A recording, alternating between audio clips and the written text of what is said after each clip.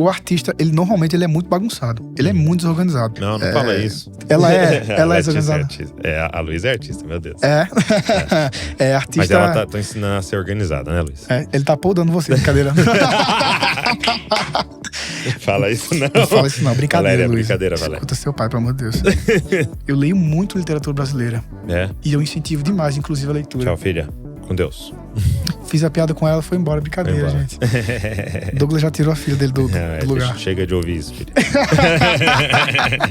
Quando o evangelho foi explicado pra mim, que Cristo morreu a fim de que eu não morresse e assumiu a culpa que era minha, a minha cabeça mudou, assim. Já ali, eu já tinha meu violão e comecei a compor músicas sobre isso, né? Assim que eu peguei o violão, aprendi 3 acordes, eu já compus uma música em cima.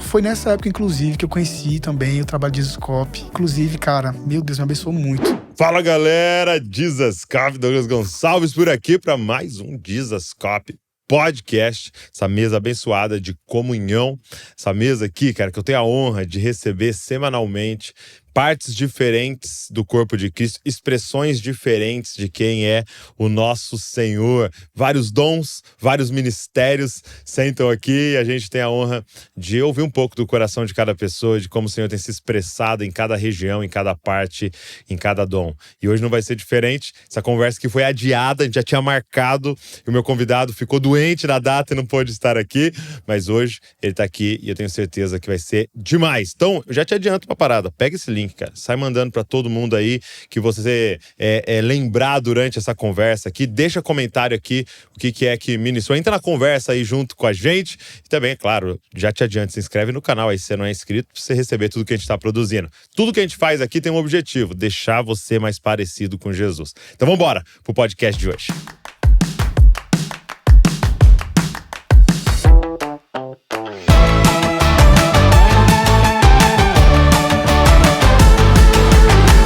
João Mano.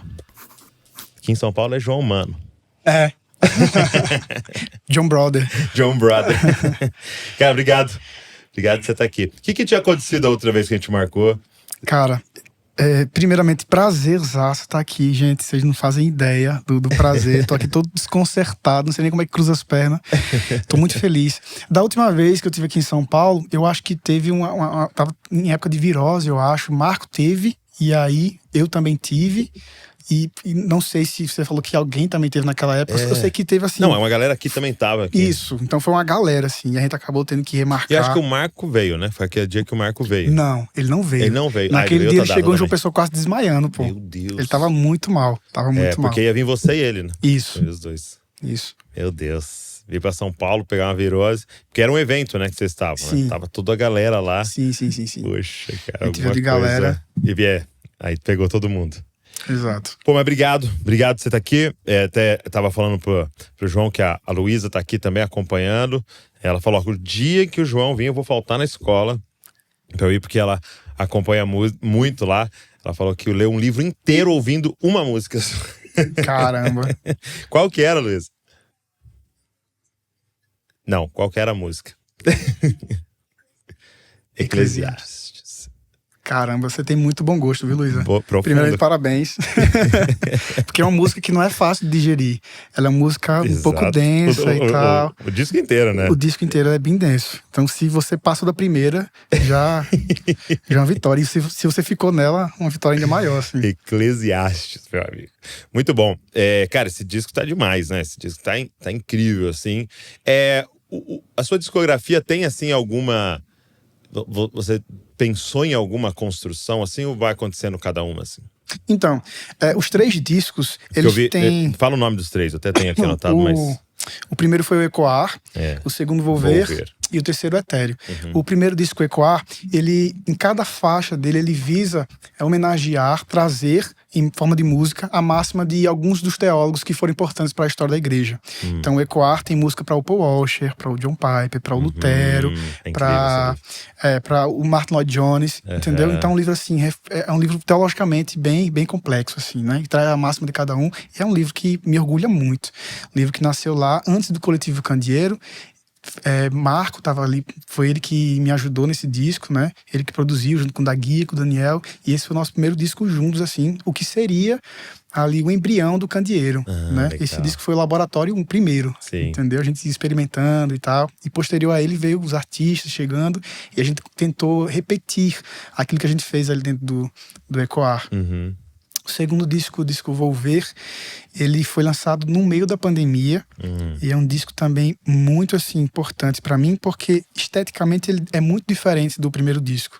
O primeiro disco tem uma pegada muito mais teológica assim, explicitamente. Eu cito versículos bíblicos o tempo todo nas músicas. Então ele é explicitamente teológico, ele é explicitamente confessional, né? O segundo disco, Volver, eu estava gravando um outro disco antes dele.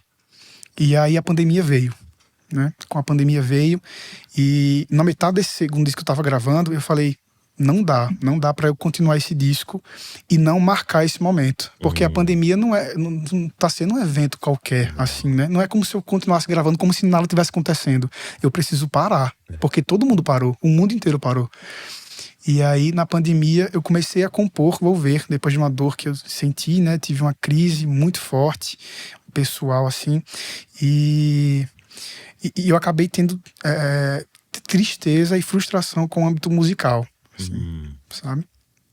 Então, quando eu comecei a compor o disco Volver, eu não queria nem compor. Eu tinha ficado um mês afastado. Eu já contei essa história outras vezes, mas eu vou repetir, porque eu tô no Jesuscope, tô nem aí, gente. Não, e são vários públicos. Mas no meio da pandemia eu passei por um momento de dor muito forte, assim. E eu fiquei muito desiludido com a música, com o ministério, com as pessoas, com todo o ambiente que eu tava ali, né? Vivendo ali. E no meio dessa dor, eu deixei o violão de lado, eu não queria compor. E quando você tá num momento de dor, você que é artista e tá nos escutando, você vai entender. Parece que quanto mais afiada é a dor, parece que quanto mais profunda, mais você fica criativo, sabe? Mais você fica criativo. E eu tava num momento de dor assim tão grande, que eu tava extremamente criativo, mas tão frustrado que eu não queria dar razão a essa criatividade. Então, melodias vinham, a música vinha, a poesia vinha, as frases vinham. Eu achava, que tensão, né? Eu achava lindo, eu falava, eu não vou compor, eu não quero compor. Eu não aguento mais isso, não aguento mais isso. E depois de um mês, lá na casa da família da minha esposa, pescando, refletindo, respirando, no interior, né, bem afastado. Lá na Paraíba? E no Rio Grande do Norte. Rio Grande do Norte. A minha esposa, ela morava no Rio Grande do Norte e eu na Paraíba, né? Então a gente foi pra casa da família dela e lá a gente teve esse respiro dentro da pandemia, né? De um mês. Passado-se o tempo de respiro, de mais relaxamento assim, de mais tranquilidade, de oração, de devocional, de conversas o tempo todo com minha esposa sobre tudo que a gente tinha passado e estava passando, eu fui entendendo que era hora de fazer as pazes com o violão, né? Fazer as pazes com a música. Eu não tinha levado o violão para essa viagem, mas a minha esposa colocou, né? Daquele jeito de esposa de ser, né? Tipo, velho, você tá fugindo de quem você é, mas eu não vou deixar. Cara, esposas são incríveis, né? Meu Deus. As mulheres são incríveis. E instrumentos do Senhor, né? Sim. E aí a minha esposa colocou o violão, e aí eu peguei o violão, comecei a tocar, dedilhar uma bolsa novazinha e comecei a cantarolar algumas frases que vinham, e nasceu do nada uma música chamada Paciência, né? E aí amei a música. Na hora que eu cantei, eu fiquei emocionadíssimo, porque era o que eu tava vivendo na época. E aí guardei o violão, não cantei mais ela, deixei lá. Peguei o violão de novo depois, cantei outra música e nasceu também, facilmente, um disco com 5 músicas, assim, né? Porque tava muito intenso, né? Tava tudo aqui na cabeça, tudo que eu não queria dizer, que eu tava retraindo, tava aqui. Então saiu muito facilmente. E o disco fala sobre dor, no meio da pandemia, assim. E fala sobre como Deus trabalha em nós através da dor, com base em Romanos 5, do 3 ao 5, que ele fala que a dor, nós nos gloriamos na dor, em ter tribulações, porque elas geram em nós a paciência, e a paciência a esperança, e a esperança a maturidade. Então, para cada uma das músicas eu dei esse título. Uma fala sobre paciência, outra esperança e outra sobre maturidade. E o que a dor faz em nós, né? Como é que ela opera em nós, como é que ela trabalha em nós, e como é que ela age para o nosso bem e para a glória de Deus. Então, eu abandonei um disco porque eu achava que eu tinha que marcar esse momento e assim, definitivamente foi o que todo mundo estava passando na época, né? Então ele foi muito bem acolhido, esse disco Volver. Fala sobre dor, fala sobre... Ele vai de encontro a um momento exato, né? Isso. Então caiu assim como luva. Tem uma música... E é muito lindo, te cortando, perdão, que o que eu percebo em vocês, né? Acompanhando você, estive aqui com o Marco e ouvindo todos os outros, é que é um movimento profético, né? No sentido, muita gente pensa que o profeta é aquele cara que fala do futuro, e não, o profeta é aquele cara que fala do eterno, né? Ele fala do justo, da vontade de Deus, né? Vamos voltar para a vontade de Deus. E eu percebo isso, assim, de que a grande qualidade do profeta é o seu grande calcanhar de Aquiles, de certa forma, porque a partir do momento que eu entro em contato com o eterno, com o que Deus quer, mas eu vivo, né, no real, e nas mazelas e nos erros, eu tenho uma tentação de me frustrar, né? Uma tentação de até ir para um ceticismo, né? E até de me fechar e falar, não quero mais e tal. Então esse é um grande desafio, assim, né? Só que requer muita coragem, né? Porque aí você começar a declarar o que o Senhor está te mostrando, né? Em meio a tudo isso, e vocês são muito, assim, contra a maré, contra o sistema, né? Contra a manada, né? E requer muita coragem e tá muito enraizado no Senhor, né? Sim. Muito enraizado no Senhor. Sim. Pois é, isso é legal que você falou uma coisa que eu achei muito bonita, que o profeta fala sobre o futuro, né? Mas não só sobre o futuro, mas sobre o eterno, mas né? sobre o que é eterno. Isso é lindo demais, porque quando você fala sobre futuro ou passado, isso limita, a gente tá preso a um espaço temporal. E quando a gente fala sobre o eterno, não. A gente fala sobre uma coisa que não passa. Então, se eu tô falando sobre a dor, no momento da pandemia, embora marque um momento, a dor, segundo Paulo, é uma coisa que nos seguirá até o fim da nossa vida. Então é uma coisa que continua, porque o evangelho continua. E se eu falo da dor, de uma perspectiva bíblica, ela vai continuar. É perene, né? Ela é atemporal. Transcende o futuro, o passado. E é profético por causa disso, né? Exato. Que é eterno. E ele aponta para a palavra de Deus e fala, é isso aqui, né? É isso, meio que como um juiz, né? Meio como um advogado dizendo, é isso aqui que a lei está dizendo, né? É isso aqui que Deus quer, né? E às vezes não é o que todo mundo quer ouvir, né? Sim. O ouvido deles estão coçando por outra coisa, né? E o profeta vem lá, né? Não chama ele não, que ele sempre fala o que eu não quero ouvir. Pois é. E é interessante porque, do campo de vista da arte, a arte, quando gera estranheza por causa de uma crítica, porque ela vai causar alguma coisa em nós, antes de causar no público, ela causa naquele que canta, naquele que produz, né? Então, antes de eu apontar um dedo sobre alguma ferida da sociedade, eu tô falando primeiramente sobre mim. Eu não gosto de passar por dor. Exato. Entendeu? Eu detesto passar por dor. Então a pandemia pra mim foi sufocante. Sentir o que eu tava sentindo a ponto de não querer compor é sufocante. E é frágil. Mostra nossa fragilidade, né? Eu não consigo, nesse momento de dor, simplesmente olhar e falar assim, não, mas a dor coopera pra isso. Eu preciso respirar. Existe essa pressão de imediatamente, urgentemente, passando pela dor, a gente conseguir identificar Cristo nela, ou Deus e tal. E é verdade. A gente, enquanto cristão, a gente precisa identificar, né? Porque a nossa identidade e a vida como um todo, em todas as suas esferas, estão submetidas a Ele. Mas no momento de fragilidade humana, de dor humana, a gente precisa entender que é momento também de calar, assim, a voz, de respirar, né? A gente passou por um momento na minha igreja, na pandemia também. O meu pastor, durante a semana, ele tinha feito ele tinha ido a vários funerais de pessoas, amigos da igreja, amigos de amigos, mas ele tinha passado por 3 ou 4 funerais naquela semana. E ele ia pregar sobre o Salmo 11, que falava sobre Deus governar todas as coisas, né? Ainda que meus fundamentos faleçam, ainda que eu não tenha onde colocar meus pés, Deus governa todas as coisas e sustenta todas as coisas. Isso é uma verdade. Mas se eu chego sem um senso de sensibilidade artística e apenas digo Deus governa, é como se eu não tivesse feito a teologia virar carne, entendeu? É quando aquilo que eu creio não está conversando com aquilo que estamos vivendo. Então, nesse momento de dor, de amargor que a gente viveu, e caiu de nesse dia falar sobre o governo de Deus e sobre sustentar a todas as coisas, eu compus uma música com base nesse salmo, né?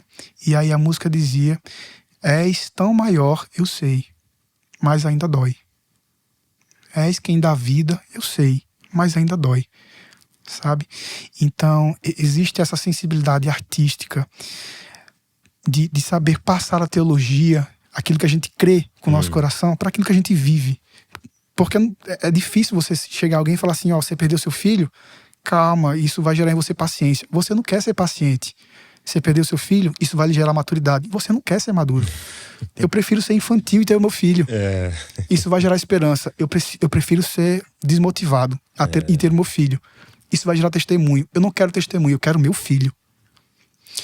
Então a arte, ela faz isso, de olhar, a gente está passando por isso. A teologia diz isso. E a teologia diz que todas as coisas cooperam para o bem. E a teologia diz que a dor, segundo Paulo em Filipenses, quando estava preso, ela tem contribuído para o maior proveito do evangelho. Mas exige também uma sensibilidade, a gente saber o que falar, na hora que falar, como sentir, né? E muitas vezes vai ser não falar, né? Muitas vezes, porque a grande promessa do evangelho, né, é como ele termina, né? João, como ele termina Mateus, por exemplo, né? E eis que estarei com vocês todos os dias, até o fim dos tempos. É a forma de ele dizer, a grande promessa do evangelho é Emanuel, Deus conosco, né? Então vai ter dor, mas não tem dor sozinho, né? E às vezes como igreja a gente tem que aprender isso, né? Ir num velório e a pregação é ir. É ficar do lado, Sim. Pegar na mão, aí às vezes vai encostar no seu ombro, vai molhar seu ombro de choro, e não tem palavras, né? Não tem palavras, é só meus sentimentos estão aqui com você. Sim. Né? E você não tá sozinho, entendeu? Sozinho você não vai passar, mas vai passar, né? Vai passar. Eu lembro que eu conversei com a podcast com a Eishla, né? A Eishla, cantora, e o filho dela morreu, né?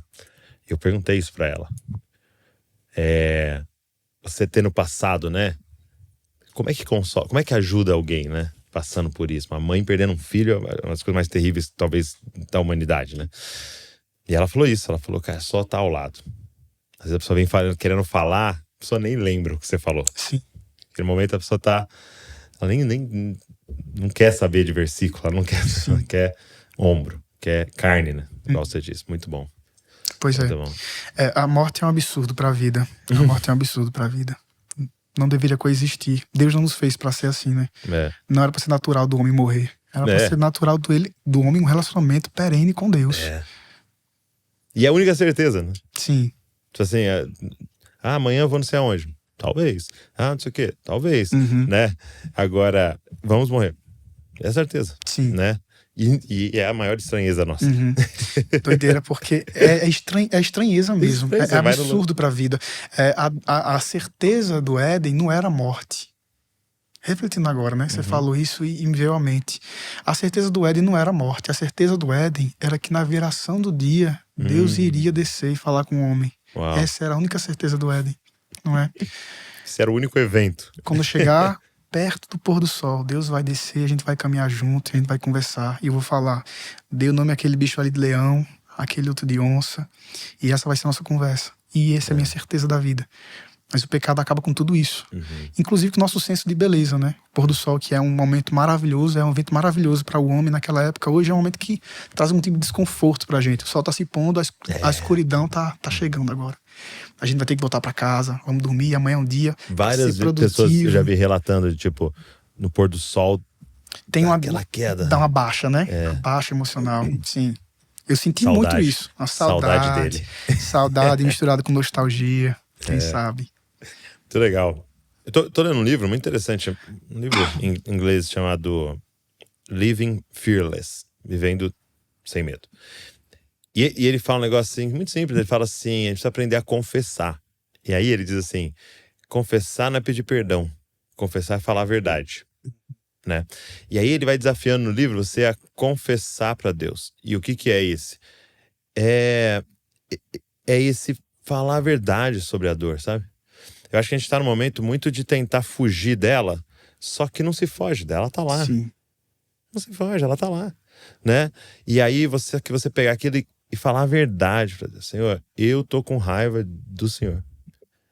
Eu acho que você me abandonou. Eu estou decepcionado. Eu tô decepcionado. Eu no seu lugar faria diferente. Não colocaria fulano perto de mim desse jeito. Por quê? Eu casei e tinha um sonho tudo certinho no meu casamento, por que aconteceu isso?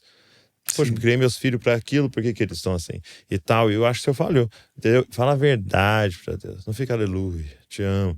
Fala a verdade, confessa. Sim. Né?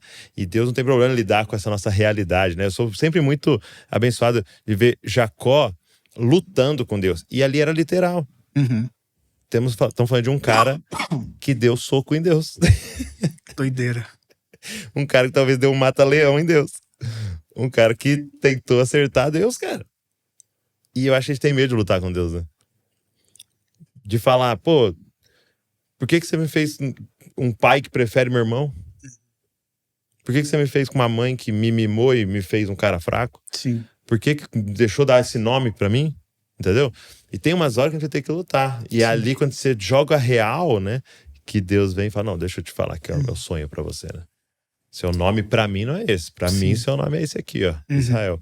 Então, você estava falando de dor, e eu tenho meditado muito sobre isso. Porque eu tinha essa dificuldade, assim. Tenho, né? Acho que é de todos nós, mas eu tinha uma coisa um pouco mais intensa, assim, de fugir de dor. E é fugir da escola, né? É fugir do método do Cristo, né? Sim. Pois é. E é graça, a dor é graça, né? Porque, veja, Deus nos sustenta. E Deus é um pai. Essa coisa do pai de Deus é tão profunda que vai demorar séculos pra gente compreender totalmente. Sabe, eu tinha uma visão sobre a paternidade de Deus que era outra. Até eu me tornar pai. No dia que minha filha nasceu, eu assimilei a teologia e compreendi carnalmente. Encarnou, né? Encarnei a teologia. Rapaz, é sobre isso que é ser pai. Quando eu segurei minha filha pela primeira vez, eu falei, como é que eu, sendo pai, recuso alguma coisa pra minha filha? Como é que eu vou querer o mal pra minha filha, pra esse ser humano que eu amo tanto? É tanto amor. E é um amor totalmente corrompido. É um amor cheio de vaidade, é um amor cheio de ego. O amor de Deus não. É um amor totalmente puro. Deus é amor. Então, quando você olha pra paternidade, assim, quando você finalmente é pai, Deus mostra coisas sobre a paternidade dele que você não aprenderia em livros de teologia, dos mais rebuscados. A teologia, ela consegue nos trazer algum tipo de conhecimento intelectual, mas é quando ela vira carne que a gente compreende mais o que Deus está falando sobre ser pai, sobre cuidar dos passarinhos, sobre cuidar das árvores, sobre cuidar da vida, né? Isso é muito doido. Isso é muito doido, cara. E dessa passagem, sobre Deus ser pai, sobre cuidar dos passarinhos, para quem é artista agora, o que mais me chama a atenção é a forma como Cristo sempre utilizou da arte para expressar a beleza das coisas, né? Enquanto artista, isso sempre vai me chamar a atenção. Sempre vai me chamar a atenção o fato de Deus escolher usar a arte como um porta-voz ou como um portal para expressar a sua beleza, a sua verdade e comunicar o evangelho. Porque a gente tem um entendimento de que quando Cristo está falando em parábolas, em metáforas, ele está falando para o povo a fim de popularizar um conhecimento, né? A fim de ser didático. A gente tem essa compreensão. Deus falava assim para falar na língua do povo, para ser comunicativo, para facilitar. Exatamente, facilitar. Só que a arte não facilita tanto, né? A gente vai ver que em alguns momentos os discípulos não entendiam as parábolas e falavam assim, você está querendo falar do quê? Vocês não entenderam. Então a arte, na voz de Cristo, ela tem um peso muito maior do que apenas facilitar o conhecimento. Ela tem o peso de preservar a integridade daquele conhecimento. Isso é muito bom. Porque quando você vai falar da eternidade, imagina que Deus, Cristo, é o verbo que se fez carne. A poesia começa daí. O verbo se faz carne. Ele poderia falar, o Deus desceu. E Jesus está na terra. Não é assim que ele fala. Porque isso não preserva a beleza da coisa, isso não cativa. Ele fala, o verbo se fez carne.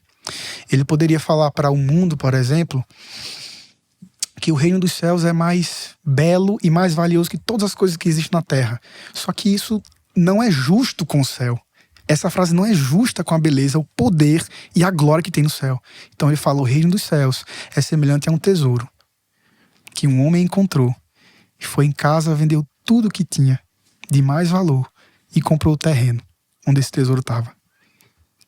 Essa é uma forma de garantir a integridade da beleza e da glória do céu. Ele está querendo dizer, esse homem viu esse tesouro, ele foi em casa e aquilo que ele batalhou por anos para ter, ele falou, isso aqui vale menos, e vendeu. Ele vê um objeto que não tinha valor financeiro nenhum, mas tinha um valor emocional. Foi a minha mãe que deu, foi a minha avó, ficou de herança. Não, isso não tem valor nenhum perto desse tesouro que eu achei. Então, o que Cristo está querendo dizer, o reino do céu é maior que nossos desejos afetivos, é maior que os nossos desejos de acumuladores, é maior que qualquer coisa que a gente vê aqui nessa terra e a gente bateu o olho e falou assim, isso é maravilhoso. Isso perde brilho, isso perde o significado perto desse tesouro. Então a arte na Bíblia, ela tem esse poder Cristo faz isso por meio da poesia. Um instrumento de veículo dessa mensagem eterna, valiosa e gloriosa é a arte. É a arte. Não é só para facilitar, mas para garantir essa beleza. Para preservar essa beleza. Eu ouvi essa semana alguém dizendo que ele sempre contava parábolas e as histórias da Bíblia giram em torno basicamente de agricultura, de soldado e de atleta.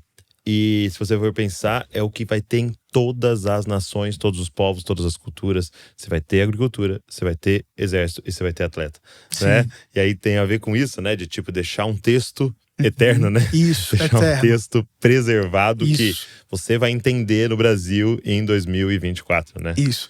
E assim, isso potencializa, dá mais força pro discurso, né? No primeiro salmo de Davi, ele vai fazer uma das metáforas mais bonitas da Bíblia e mais profundas, assim, que é o versículo 3 do Salmo 1. A gente ficaria também horas falando sobre esse versículo, né? Quando Davi vai falar sobre o que é felicidade, o que é ser mais que feliz, plenamente feliz. E ele diz que bem-aventurado não é aquele que segue o conselho dos ímpios, nem que se assenta com os escarnecedores, nem que se detém no caminho dos pecadores, mas aquele, versículo 2, que tem prazer na sua lei e que nela medita de dia e de noite. E aí o verso 3 é a coisa mais bela que existe nesse salmo. Porque ele é como uma árvore plantada junto às águas e no tempo certo dá o seu fruto. Isso é muito profundo. Isso é muito lindo. O Davi que está escrevendo aqui é o Davi rei, mas a memória que ele tem para utilizar isso aqui é do Davi poeta do campo. Eu fico imaginando Davi atribuindo consciência a uma árvore, assim, lá no meio das ovelhas, debaixo de uma árvore, olha para uma árvore e fala assim, é muito fácil ser árvore, né? Você só precisa de sol e água. Mas e se não tiver água? E se não vier a chuva? Será que essa árvore fica com ansiedade? Será que ela fica nervosa? Será que ela fica com medo? Provavelmente. Então, mais que feliz é você ser como uma árvore plantada junto às águas. Todos os dias, no mesmo horário, o sol vem. E ela não tem mais necessidade de nada. Porque ela está junto às águas. E é só o que ela precisa. É só o que ela precisa. Então, veja a força que Davi dá a um cara que tem prazer na lei do Senhor. Ele não vai encontrar esse prazer na roda dos escarnecedores e muito menos numa roda de gente do bem, gente honesta. Ele não vai ter prazer com os sábios e muito menos com os ingênuos ou com os ignorantes, os insensatos. Ele vai ter prazer na lei do Senhor. Se ele tem prazer nessa lei e medita dia e noite, não falta mais nada. O sol vem e o sol vai. E ele tá junto às águas. E cara, sabe, engraçado você estar falando isso, porque uma coisa tá martelando na minha cabeça, porque assim, eu comecei a me fazer uma pergunta, né? O que é dar fruto? O que é dar fruto? Porque eu acredito que há uma diferença em resultado e fruto, né? E às vezes no ministério, né, a gente tá aqui, eu tô aqui gravando, por que eu vim aqui? Por que eu tô gravando com você? Por que nós vamos lançar isso aqui? Por que essa conversa vai ser ouvida por pessoas? Por que depois daqui eu vou gravar com o Pedro do Borel e depois nós vamos fazer um culto domingo? E tipo assim, e a Bíblia nos fala, dá fruto. Vocês vão dar frutos, né? Aqueles que permanecem e darão fruto. Eu comecei a refletir sobre isso e sabe uma coisa que me ocorreu? É que, como é que eu identifico o que é fruto? Fruto é tudo que eu produzi que eu não como. Então, você nunca vai ver uma árvore comendo do fruto dela. Então, é aquilo que ela produz quase que como desperdício. No sentido, tipo assim, tá aqui, mundo. Se alimente da onde eu tô satisfeito. É basicamente dar sem que a outra mão veja, né? Você não espera em troca. E você não vai receber por isso. Então, às vezes eu tô aqui, eu preciso ir lá gravar com o João Manu, porque eu gravando com ele, e vai acontecer não sei o quê, e eu como. Aí não é o fruto. Sim. Então, só que só tem como os meus resultados serem fruto, né? Só que ser realmente, né, para alimentar outro, e a gente tá aqui pensando em amando o outro, se a gente em algum lugar tá comendo, né? Sim. E aí é essa raiz, né? A gente é enraizado nele. E satisfeito nele, satisfeito que meu nome tá escrito no livro da vida, né? Satisfeito que ele me escolheu, né? E tal. E aí tá satisfeito no evangelho, aí a gente pode dar fruta, né? Sim. Cara, eu lembrei agora de uma frase do Rubem Alves, né? Enquanto teólogo, minhas discordâncias com ele, mas enquanto poeta, cara, ele disse que nós não podemos tentar ganhar tempo em momentos de prazer como esse. aqui que a gente tá. Eu tenho que acabar logo para daqui a pouco ter isso e aquilo outro. A gente não pode tentar ganhar tempo em tempos de prazer. Quando a gente tenta ganhar tempo em tempos de prazer, a gente estraga esse tempo. Então, tentando de alguma forma trazer para essa esfera do fruto, a gente não pode tentar receber quando dá esse fruto. Quando a gente tenta receber enquanto dá esse fruto, a gente estraga esse fruto. Total, cara, total. E é muito louco, né? Porque quando a árvore dá o fruto, acabou, né? Alguém pegou, algum animal pegou, comeu. Sim. E pra ela, tanto faz, porque o lance dela tá plantada junto à ribeira de águas. E ali, e no tempo certo, blum, ela alimenta outros bens. Cara. Agora, eu percebo que suas canções, né, o seu trabalho, essa nossa conversa, ela é fruto de meditação, né? Então, requer você ficar, nossa, mas uma árvore não come fruto. Poxa, mas, né? Requer você parar, né? Como é que é isso pra você? Como é que é isso na sua vida? Bom. Como é que você se protege desse mundo que quer nos roubar disso? Né? Tão acelerado. Muito bom, cara, muito bom. A gente é fruto de uma geração pós-revolução industrial, né? Então tudo que a gente faz é tentando ser altamente produtivo. Meu dia só vai ser produtivo se eu acordar tal hora da manhã, fazer um devocional, tomar café com minha família, depois sair pra academia, voltar, estudar e tal. Eu não posso só, né? Tem que ter várias coisas durante o meu dia. Pra que meu dia vale a pena. Pergunta, como é que você tá? Como é que tá as coisas? Fala, na correria. Correria, isso. E se alguém responder, cara, tô de boa, é estranho pra nós, né? Sim.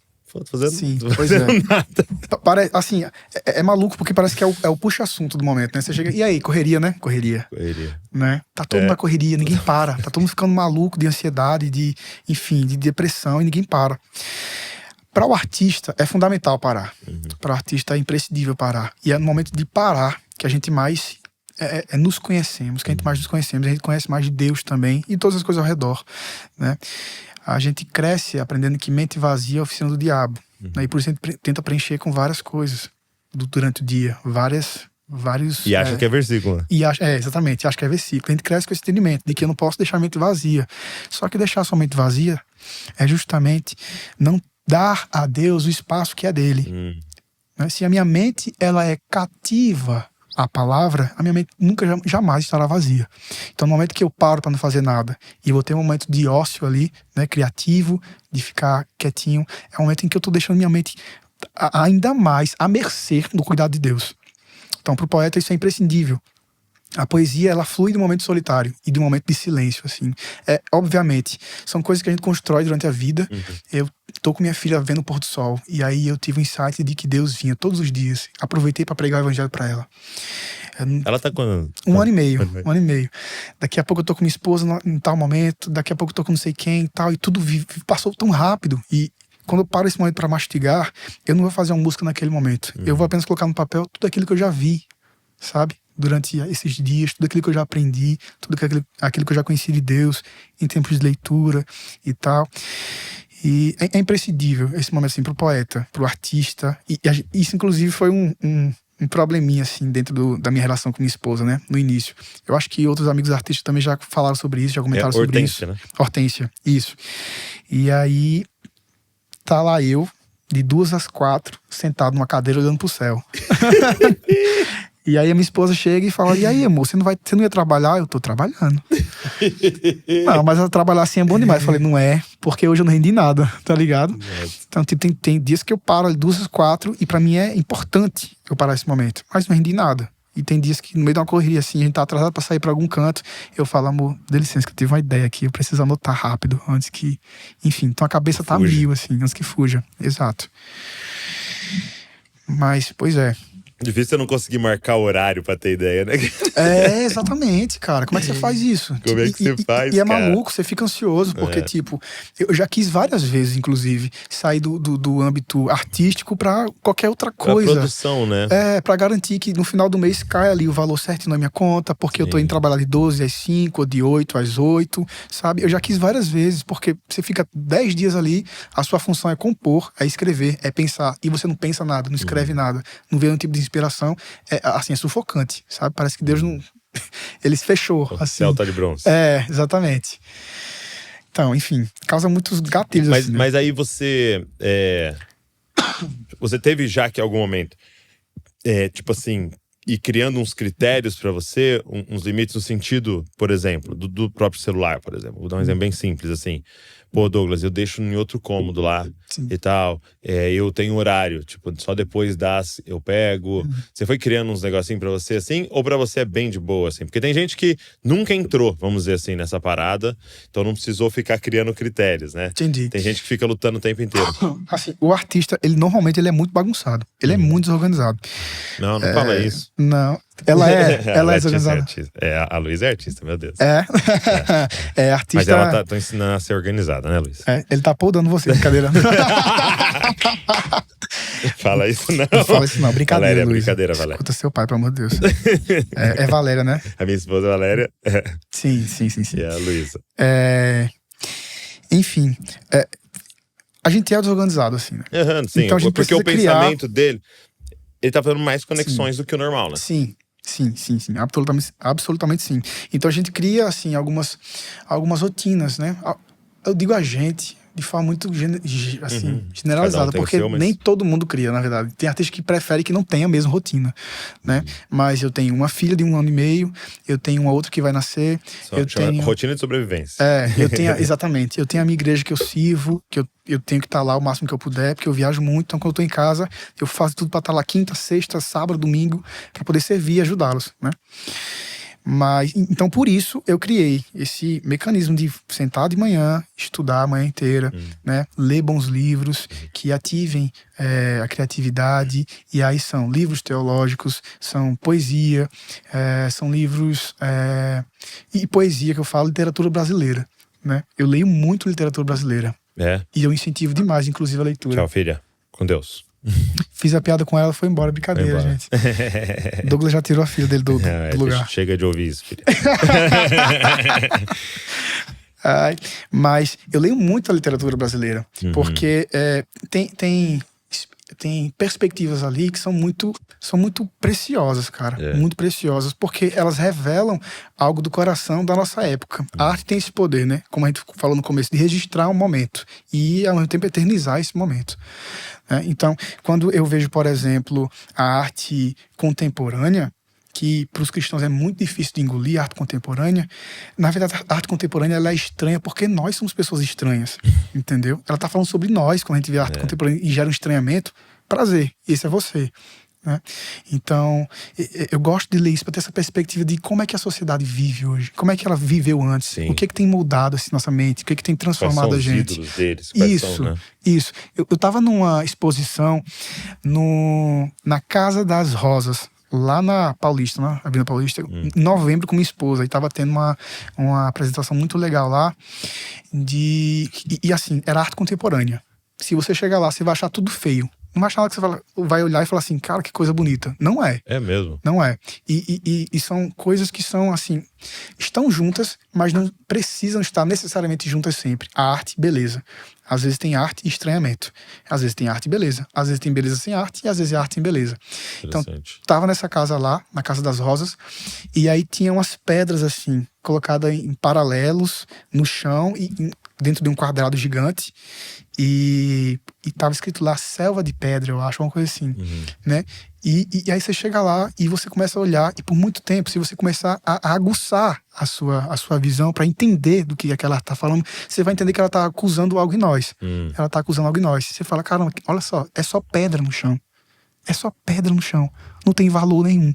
Não tem beleza nenhuma. Sabe? A beleza de São Paulo não são os prédios.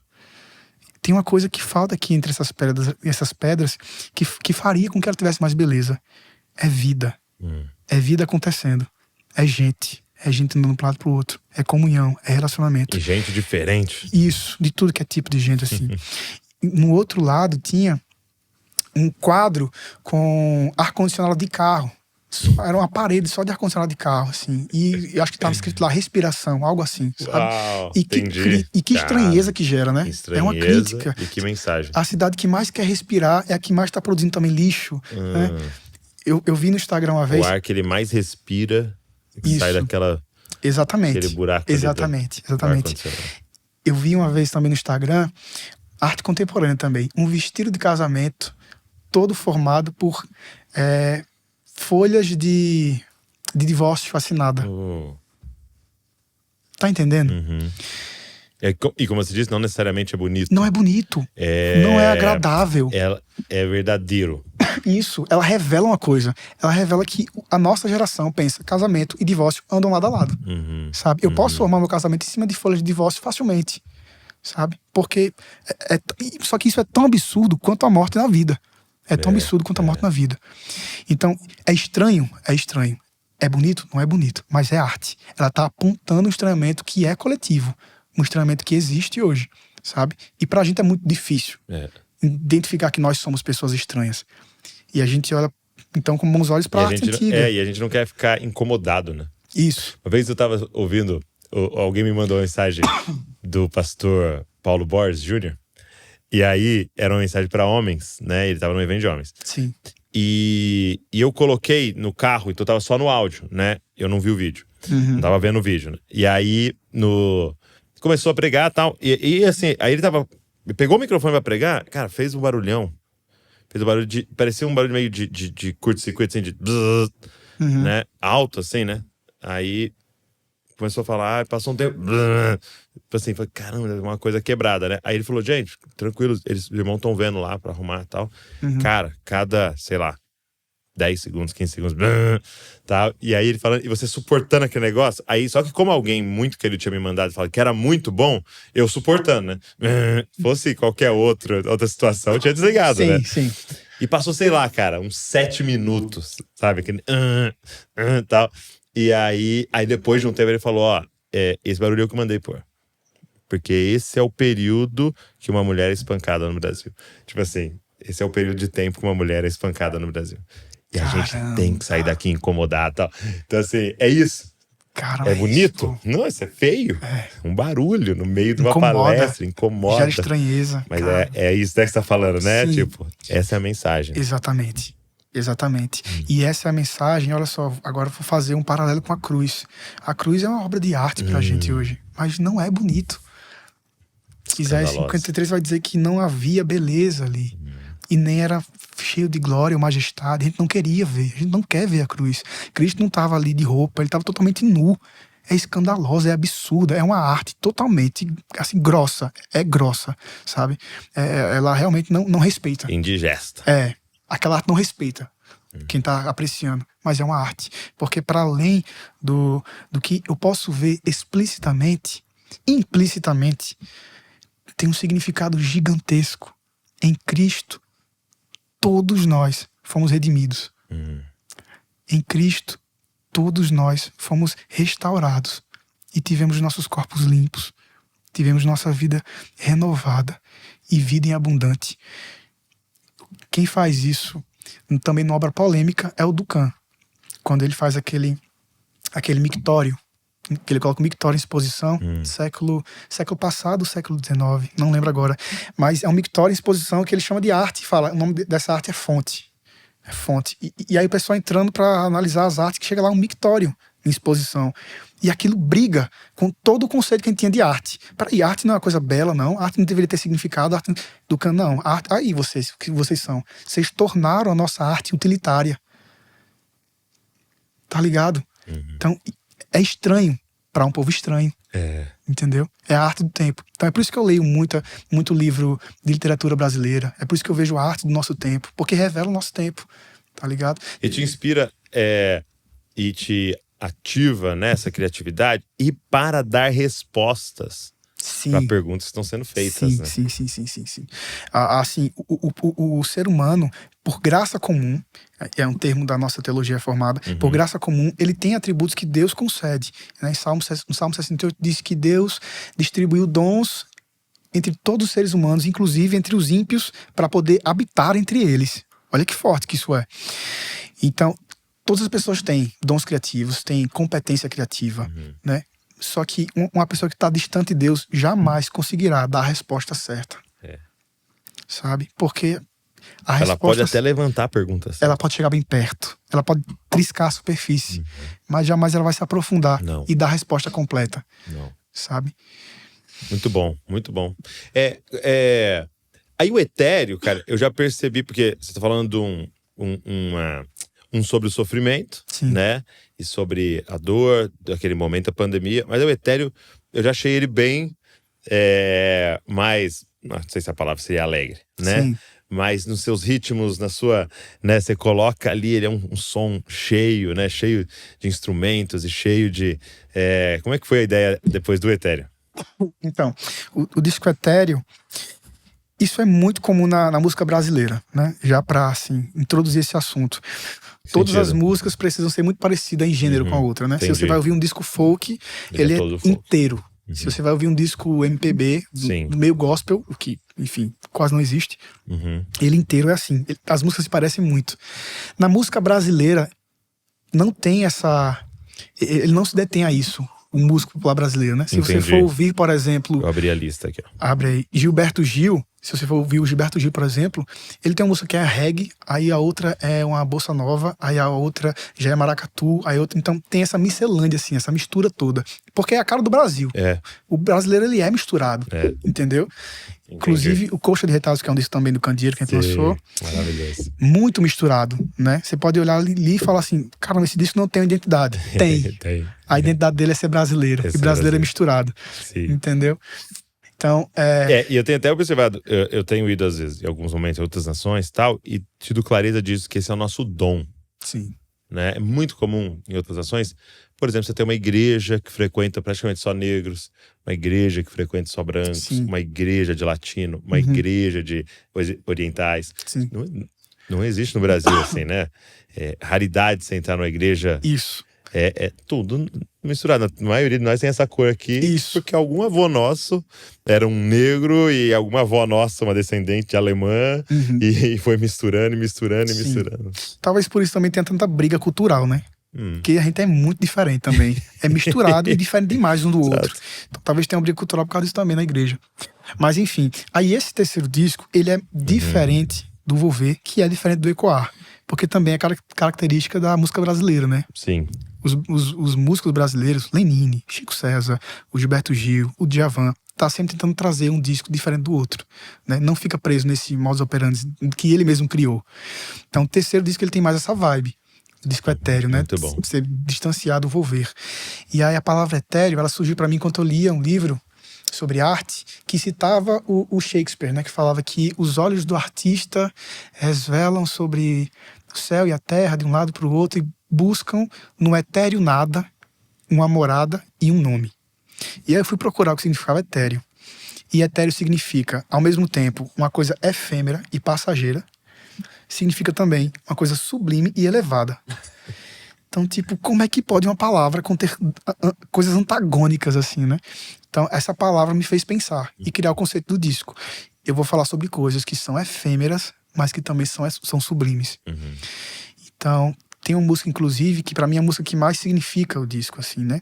Talvez seja menos ouvida, porque dificilmente alguém pegue a ideia. A música que é Lima, eu acho que é Lima o nome dela.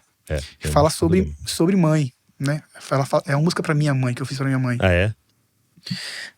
E aí, por quê? Porque antes que houvesse mundo, antes que esse mundo fosse criado, já existia a filiação. Cristo já era filho antes que houvesse mundo. Já existia a paternidade, entendeu? Então é uma coisa que é eterno. A paternidade é algo eterno. É algo que existe antes do mundo. Ok. Né? E é algo que vai continuar existindo.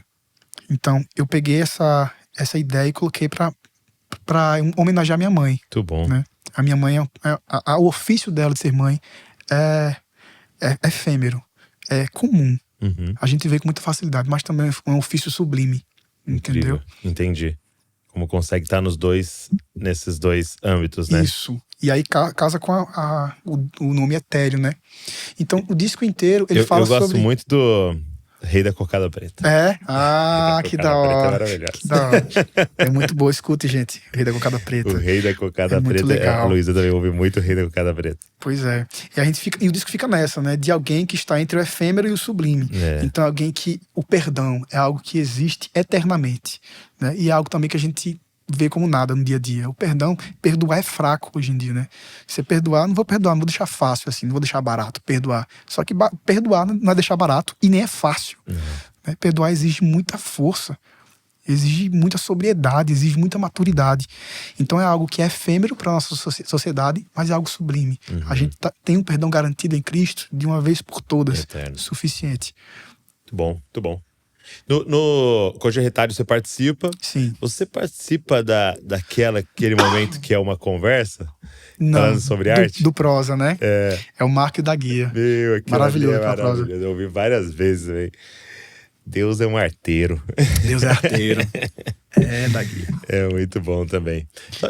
Agora, a gente fez a nossa conversa de trás pra frente, né?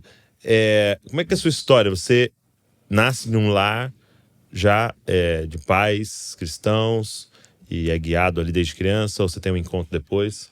Então, eu fiquei pensando nessa pergunta antes que ela existisse. Né? Juro, porque recentemente eu comecei a lembrar de coisas que aconteceram na minha infância, né? E lembrar assim e reconfigurar as coisas que eu via.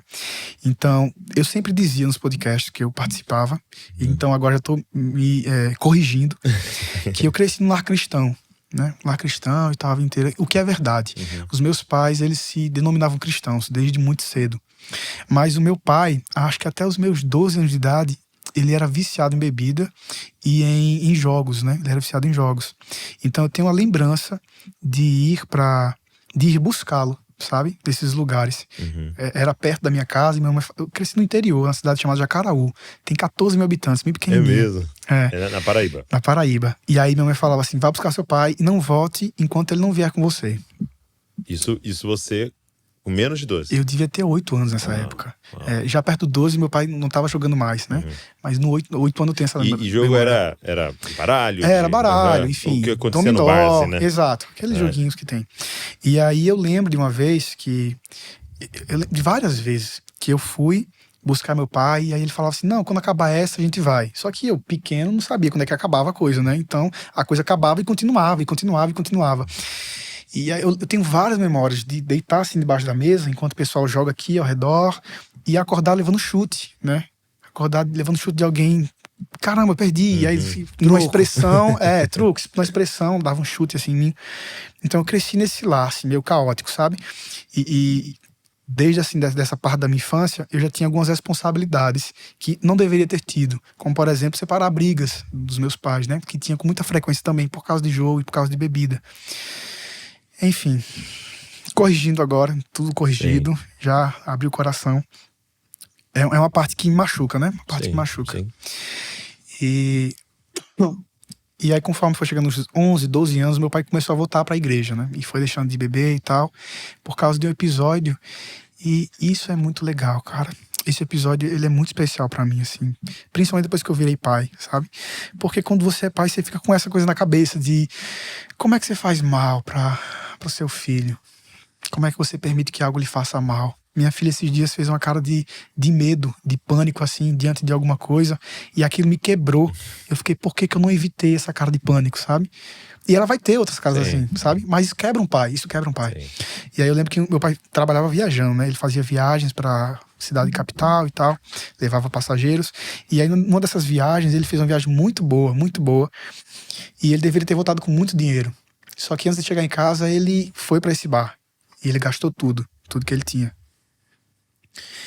E aí quando ele chega em casa de manhãzinha, passou a noite nesse bar, ele me recebe ali, indo pra escola já, e aí eu, sabendo que ele tinha feito uma viagem muito boa, eu peço pra ele um trocado pra comprar um pastel na escola, alguma coisa assim, né, um suco e tal, e ele bota a mão no bolso e não acha nada, assim, não acha nada.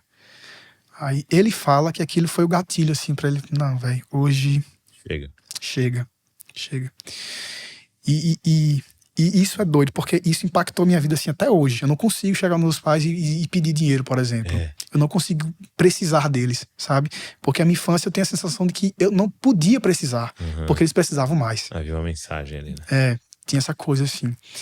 Enfim, aí cresci nesse âmbito familiar. Aos 14 anos de idade, eu comecei a entender mais a fé. E até os 12 ali, você ia à igreja? Sim. Sua mãe ia? Sempre fui com minha mãe. Minha mãe ia e tal, meu pai nem sempre ia, mas minha mãe sempre ia e eu sempre ia também pra igreja. Aos 14 anos eu entendi um pouco mais a fé, assim, né? Eu tinha essa pergunta, eu ia pra igreja, mas eu entendia por que Jesus morreu e por que isso me salva, sabe? Essa pergunta, assim, a pergunta essencial do evangelho. Eu não entendia isso. E aí um dia eu entendi. Um dia alguém me falou, Jesus, vou lhe explicar por quê. Jesus morreu porque você merecia morrer por causa do seu pecado. Quando você tenta obedecer seu pai e você não consegue obedecer seu pai, isso é um indício de que você não consegue sozinho salvação. Você precisa de um salvador. Você precisa de alguém que obedeça no seu lugar. E você precisa também que a sua culpa seja paga. Então, quando o evangelho foi explicado para mim, que Cristo morreu a fim de que eu não morresse, e assumiu a culpa que era a minha cabeça mudou, assim. Entendi o conceito de santidade, entendi o conceito de buscar uma vida parecida com a de Cristo e tal. E aí, já ali, eu já tinha meu violão e comecei a compor músicas sobre isso, né? É mesmo? Eu tinha uns 9 para 10 anos, quando eu ganhei o meu primeiro violão. E eu sempre gostei de compor. A música assim que eu peguei o violão, aprendi 3 acordes, eu já compus uma música em cima. Eu gostava de fazer a coisa que era a minha cara, assim, né? Sempre gostei. E aí eu cresci nesse ambiente. Foi nessa época, inclusive, que eu conheci também o trabalho de Jesus Cop. Inclusive, cara, meu Deus, me abençoou muito, né? Dei uma pincelada no início, você também falou algumas coisas, mas me abençoou muito. Eu lembro de quando eu vi o vídeo sobre Romanos 8, eu acho. Que fala sobre todas as coisas cooperam, mas não é como a gente imagina que é. Eu lembro de ver parecido com Jesus. Isso. Eu lembro de ver esse vídeo e mostrar para os meus pais, né? E mostrar pro meu pai. E falar assim, pai, ó, isso aqui, ó, ele tá falando sobre isso. Não é uma coisa do nosso ego. Não é uma coisa pra gente ser feliz a própria custa, assim, né?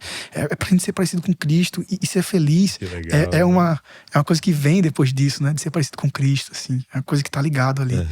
Isso virou minha chave. Sucesso pra Deus, né? Isso. Sucesso pra Deus é você mais parecido com Jesus, né? Exato. E ele vai organizar todas as coisas cooperando pra você chegar nesse sucesso. Isso. Inclusive foi esse vídeo que me gerou assim, essa mudança de chave sobre santidade. Entendeu? Sobre santidade. As coisas cooperam para que eu seja mais santo, para que eu seja mais parecido com Cristo. Exato. Esse é o objetivo, né? E até então, na minha igreja, eu nunca tinha sentido essa possibilidade de ser santo. Apenas que eu era um grande pecador. Tava claro. Tava claro. Domingo após Exato. domingo. E que Cristo precisava me salvar. O processo de santificação não era algo assim claro. Assim. É uma coisa que eu tenho pensado. Eu falei ontem com a galera, a gente tem a nossa igreja caseira, né? E eu tava falando com eles que o que Paulo vai nos passar é que depois que você nasceu de novo, pecado é a estranheza. Porque você é uma nova criatura, né? Sim. Então, comparando a sujeira, eu não sou sujo, né? Eu sempre estou. Porque você pensar em quem o Douglas ele é a pele mais pura possível. E aí, com o tempo, se eu não me limpo, fica uma crosta aqui, mas que não é Douglas. Sim. Entendeu? Que com uma boa esfregada, Sim. sai e fica só o Douglas. Sim. Né? E aí, parece que, às vezes, sem intenção, né? Não tô dizendo um líder maléfico, mas parece que a gente vai ensinando as pessoas a falar: eu sou esse pecador, eu sou esse lixo e tal. No estado de autocomiseração. Exato. Sim. E assim, apesar de nós estarmos como se fosse com um defunto aqui nas costas, esse velho homem ainda, né?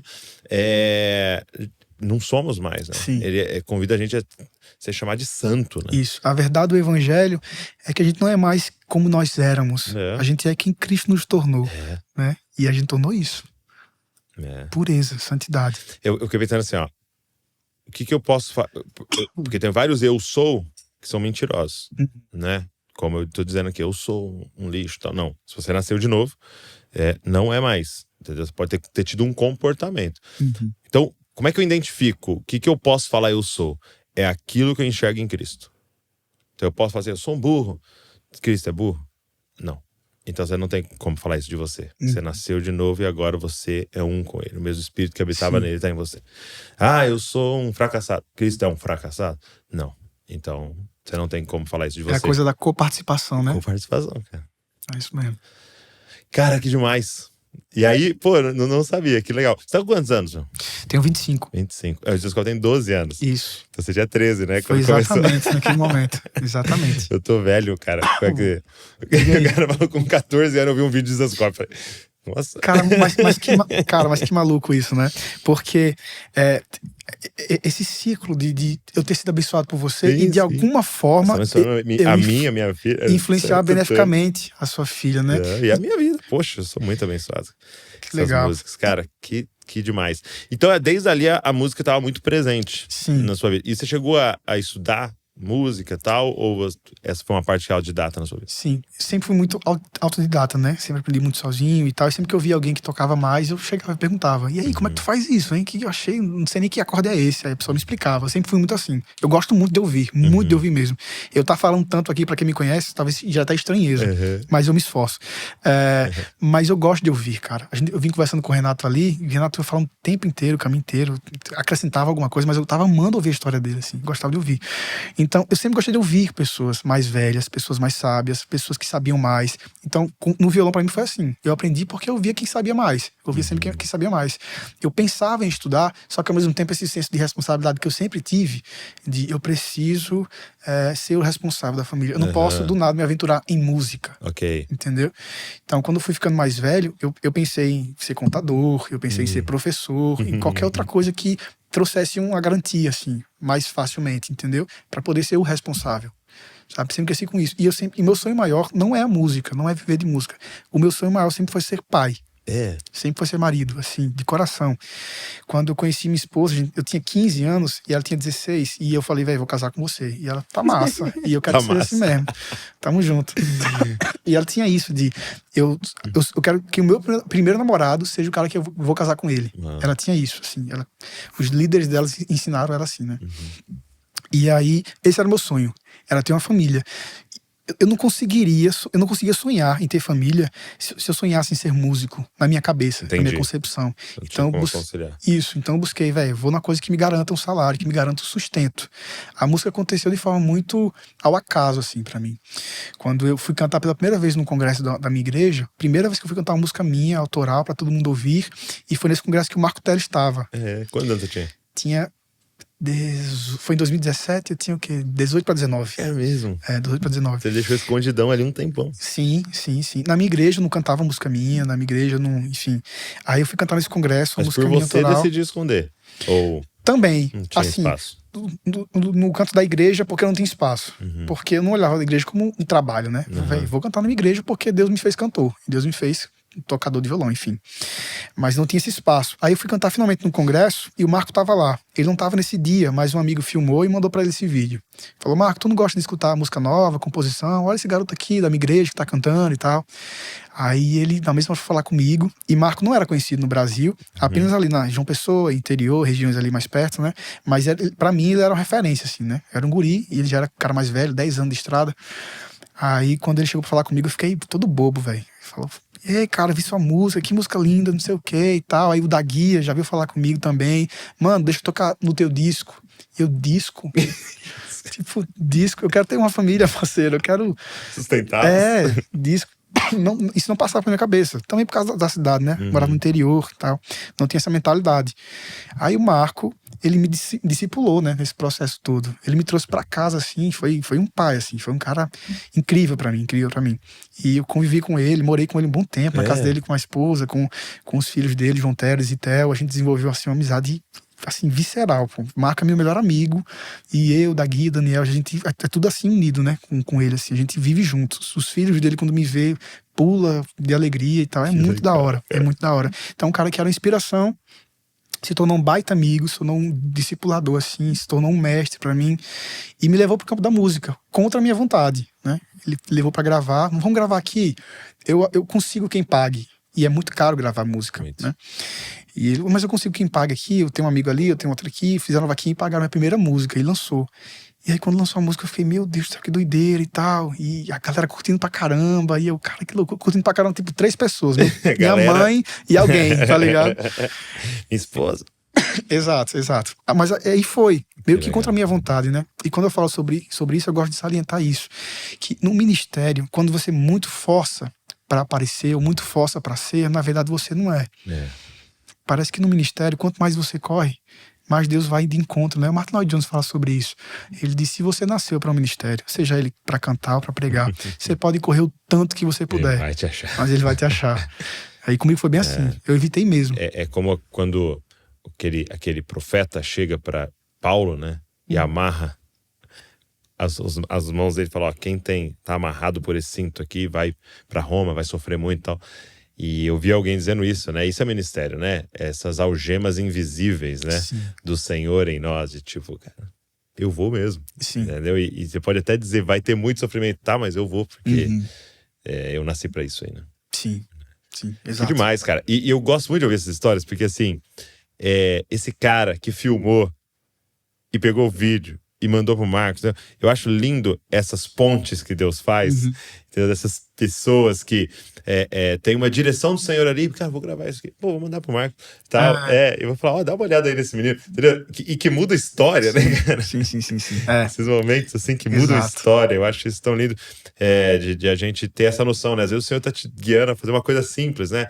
Como, vi um vídeo, mostrei pra alguém, e aquilo ali às vezes vai ser um destravar na vida daquela pessoa, que daqui a pouco é um grande líder da nossa nação e tal. Pois é. Eu acho muito legal isso. Pô, que demais, cara. Da hora. Um abraço, Giovanni. Viu? Obrigado por ter feito isso por mim. Mandado esse vídeo. Muito bom. E hoje eu tava vendo lá que você tá fazendo faculdade de letras. Isso. E literatura? Isso. Letras português, literatura. Que demais, cara. E porque também você tem um interesse bem grande nessa questão da escrita, da poesia e tal. Não só a música em si, mas muito também na... Me cativa muito, cara. A língua, assim, pra mim é uma coisa fenomenal. Eu amo. As minhas músicas têm muito trava-língua. Eu gosto de brincar com as palavras. Amo. Me divirto fazendo isso. Aí eu comecei esse curso em 2019, eu acho. Você faz ele online? Agora sim. Porque eu vi que você tá em Campo Grande. Campina Grande.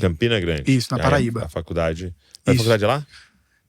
Então, a faculdade lá. Só que eu faço EAD hoje. Tá. Antes eu comecei fazendo presencial, e aí por causa das agendas eu tive que trancar. Porque logo que eu lancei o primeiro disco, apareceu muita agenda pra mim, né? Tipo assim, tudo foi muito inesperado, né? Eu não planejei lançar um disco e ser ouvido, não planejei nem ser músico. Deus foi realmente guiando todas as coisas. E aí, no meio da faculdade, numa agenda que eu tive que trancar essa faculdade, e aí a agenda não me permitiu voltar mais, né? E as agendas viraram sustento da minha casa. Então não me permitiram voltar mais pra faculdade. Mas hoje eu voltei, né? E tô fazendo agora EAD. Letras, quero finalizar esse curso porque amo. E só é EAD, né, pra poder conciliar com as agendas e tal. Sim. Mas agora é uma possibilidade, ainda mais alguém que tem um pouco dessa facilidade do autodidata, sabe estudar, gosta de ler, acho que é a melhor opção. Sim. Amigo, obrigado. Cara, que prazer. Tempo maravilhoso. Obrigado. Sabe que você contou um pouco da sua história e tem os seus altos e baixos, né? Mas como Deus consegue pegar tudo pra glória dele, né? Porque você tem 25, você disse, né? Isso. Mas assim, a impressão que a gente tá falando com alguém de 35, de 40 anos, e que a sua história, né, te fez amadurecer mais rápido, e que o Senhor tá usando isso pra glória dele. Eu acho que há uma maturidade em você que tá além da sua idade, cara, e que por isso tem abençoado tanta gente aí. Obrigado por ter vindo aí, obrigado pelo seu trabalho. Prazer. Você tem semeado, abençoado a minha casa. Obrigado mesmo. Que legal. Obrigado a você que ficou com a gente aqui, nos ouvindo, nos assistindo. E eu queria te pedir isso, pega aí esse link aí, sai mandando pra galera aí, pra gente espalhar essas conversas que tanto abençoam, tanto inspiram, para que mais pessoas tenham acesso. Também se inscreve no canal do Jesuscope. De quarta-feira a gente tem sempre um podcast temático, tá? Esse é sempre convidado, segunda-feira, quarta-feira temático. E tem muito podcast pra você ouvir aí, a gente tá há mais de 3 anos produzindo semanalmente, então a gente tá no, sei lá, 200 e pouco, né?